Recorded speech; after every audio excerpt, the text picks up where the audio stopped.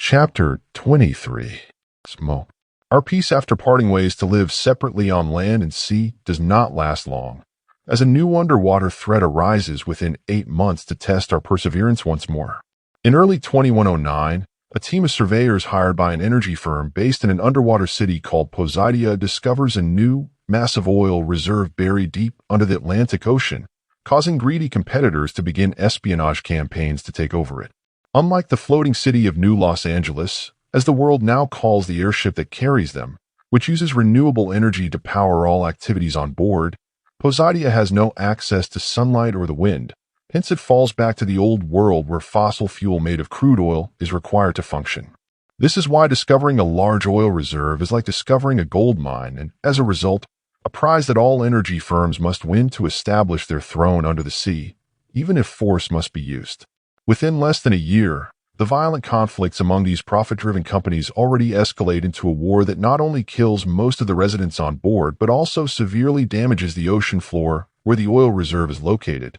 causing a rapid oil leak that paints half of the Atlantic Ocean in black in less than a week. Things get exponentially worse when that oil touches the firepower of the fighting forces under the water, bursting into a sea of flame that swallows the entire city of Poseidia in mere hours, and threatening to take the citizens in the sky down with it by overwhelming breathable air with smoke. Back to a state of emergency, and once again facing the prospect of extinction as the entire planet is covered in smoke, the brightest scientists of New Los Angeles band together to develop a force field to shield the airship using laser technology, which has the ability to push out the smoke and retain oxygen to sustain life on board. Not only that, they also create an offensive variant of this technology to shoot laser beams at the clouds of smoke to destroy their carbon particles, which are the fabric of the smoke itself, thus cleaning up the sky for good. As for the oil leak, the same technology is modified again to create laser bombs, which cause small explosions on the surface of the ocean to suck out the oxygen that the raging flame needs to keep burning and put down the fire completely after 4 weeks of constant bombing.